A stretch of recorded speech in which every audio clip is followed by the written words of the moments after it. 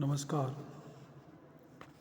आज हम अध्ययन करेंगे राष्ट्रीय स्तर पर पाठ्यचर्या का अवलोकन, visualisation of curriculum at national level. यदि हम राष्ट्रीय पाठ्यचर्या नेशनल करिकुलम की रूपरेखा का अवलोकन करें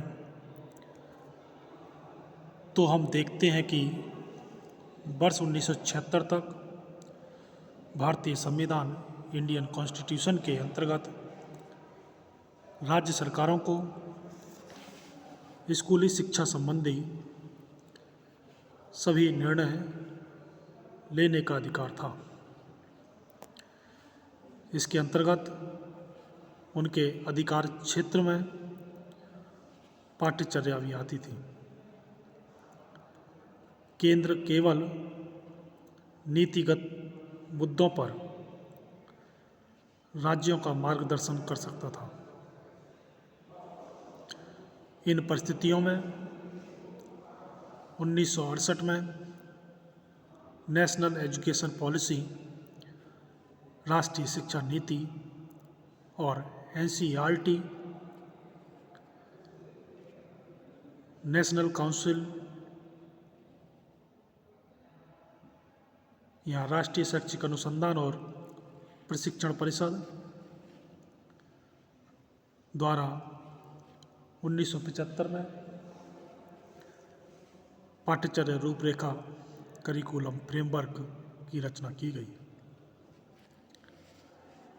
1976 में संविधान में संशोधन किया गया और शिक्षा के उत्तरदायित्वों को समवर्ती सूची में लाया गया और पहली बार 1986 में शिक्षा पर पूरे देश की एक राष्ट्रीय नीति बनी। इस नीति या पॉलिसी ने राष्ट्रीय शैक्षिक अनुसंधान और प्रशिक्षण परिषद,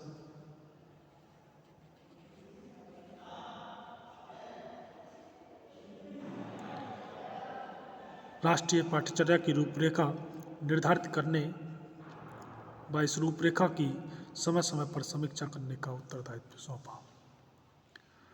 अतः यदि वर्तमान संदर्भ में विभिन्न स्तरों पर हमें पाठ्यचर्या का अवलोकन करना होगा तो इसे राष्ट्रीय पाठ्यचर्या की रूपरेखा 2005 के संदर्भ में देखना समीचीन होगा। भारत में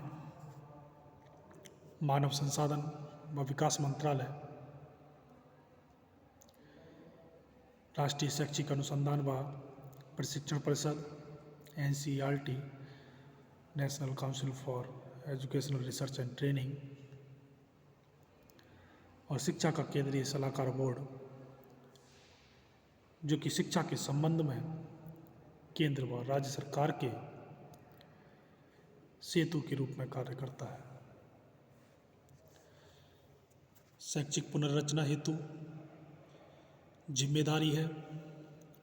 पिछले 2 दशकों में इस दिशा में काफ़ी प्रगति देखी गई है। समय समय पर विशेषज्ञ मिलकर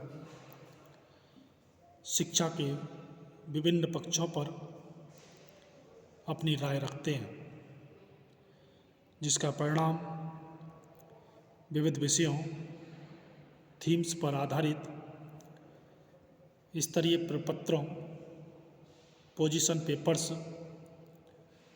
के रूप में दिखाई देता है। इन विशेषज्ञों में संस्थानों के प्रधान, शोध छात्र, सरकारी संगठनों के वे लोग जो शिक्षा के क्षेत्र में कार्यरत हैं और एनसीईआरटी के प्रतिनिधि भी होते हैं। राष्ट्रीय स्तर पर पाठ्यचर्या का अवलोकन निम्न बिंदुओं के इर्द गिर्द घूमता है, जिसमें सबसे पहला बिंदु आता है समाज की आवश्यकताओं का निर्धारण, determining the needs of society, यदि पाठ्यचर्या रूपरेखा के पूर्वानुमानों की भली भांति व्याख्या करनी हो तो समाज की आवश्यकताओं का सावधानीपूर्वक अध्ययन व विश्लेषण आवश्यक है। इसके लिए सघन सर्वेक्षण और प्राप्त आंकड़ों का गुणात्मक विश्लेषण आवश्यक है। दूसरा बिंदु, पॉलिसी निर्माण, पॉलिसी मेकिंग, केंद्र शिक्षा की नीति का निर्धारण करता है। अतः पाठ्यचर्या के निर्माण के समय इस नीति को शामिल किया जाना चाहिए। जैसे कि 1986 में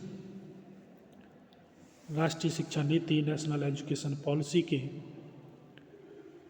निर्माण के बाद शिक्षा में एक बड़ा परिवर्तन देखा गया था।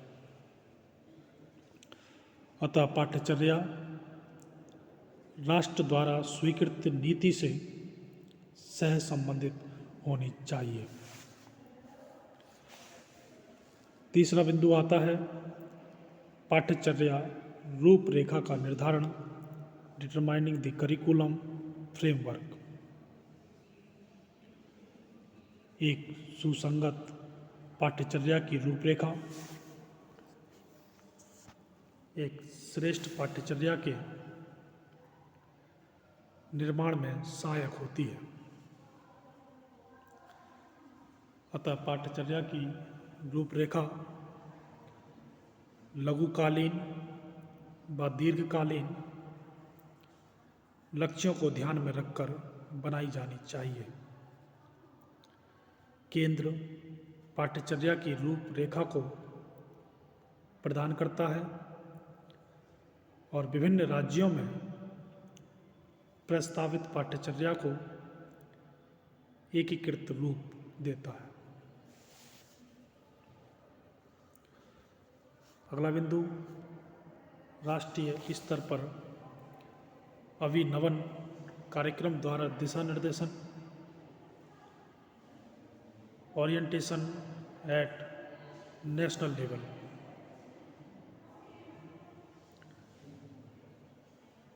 केंद्रीय स्तर पर राज्य स्तर के विशेषज्ञों हेतु प्रशिक्षण व अभिनवन कार्यक्रम, ओरिएंटेशन या इनोग्रेशन प्रोग्राम आयोजित किए जाते हैं। इससे राज्य स्तरीय प्रतिनिधित्व मिल जाता है। अतः केंद्र का यह दायित्व है कि इस तरह की कार्यशालाओं हेतु वित्त की व्यवस्था करें और राष्ट्रीय स्तर तक अभिनवन कार्यक्रमों के आयोजन को बल दे। अगला बिंदु, शोध व प्रकार, रिसर्च एंड डिजिमाइनेशन। शोध द्वारा पाठ्यचर्या के सुधार में मदद मिलती है। केंद्र शोध को उत्साहित करने, शोध खोजों को विस्तारित करने और पाठ्यचर्या के क्रियान्वयन के पश्चात अनुवर्ती कार्य करने में मुख्य भूमिका निभाता है। जैसे CBSE उन मुद्दों को समय समय पर प्रकाशित करता रहता है जिससे शिक्षकों को प्रतिपुष्टि या फीडबैक मिलता रहता है। अतः राष्ट्रीय स्तर की एजेंसियां जैसे NCERT, राष्ट्रीय शैक्षिक अनुसंधान और प्रशिक्षण परिषद, प्रस्तावित राष्ट्रीय मूल्यांकन संगठन और विद्यालयी शिक्षा मंडलों की परिषदों को निम्नलिखित दायित्वों का निर्वाह करना होगा। विद्यालयी शिक्षा के प्रत्येक स्तर के लिए प्रत्येक पाठ्यचर्या क्षेत्र में अपेक्षित उपलब्धि स्तर तय करना। बाल केंद्रित, गतिविधि उन्मुखी और दक्षता आधारित अध्ययन अध्यापन सामग्री के लिए अवधारणात्मक सामग्री और उसके नमूने तैयार करवाना। संज्ञानात्मक और सह संज्ञानात्मक अधिगम प्रतिफलों के पब्लिक आकलन के लिए विभिन्न प्रकार के परीक्षणों का निर्माण करवाना और उन्हें राज्य स्तरीय एजेंसियों को उपलब्ध करवाना। मुख्य संसाधन व्यक्तियों के लिए प्रबोधन कार्यक्रमों का संचालन करना। विभिन्न बोर्डों के लिए प्रश्न पत्र निर्माताओं के लिए प्रशिक्षण कार्यक्रम आयोजित करना। अभिलेख रखने और परिणामों की रिपोर्ट देने के लिए किसी संचार तंत्र की कल्पना करना और उसके विषय में परामर्श देना। अधिगम प्रतिफलों के मूल्यांकन के लिए बेहतर तरीकों और साधनों की खोज हेतु शोध करवाना। सेंसस जैसे आंकड़े प्राप्त करने के लिए उपलब्धि सर्वेक्षण करना। उच्चतर माध्यमिक स्तर के छात्रों को लाभ देने के लिए मार्गदर्शन व परामर्श की ऐसी व्यवस्था करना जो इन छात्रों की मनोवैज्ञानिक आवश्यकता, दृष्टिकोण, योग्यता व प्रकृति के अनुरूप हो। तो आज हमने अध्ययन किया राष्ट्रीय स्तर पर पाठ्यचर्या का अवलोकन,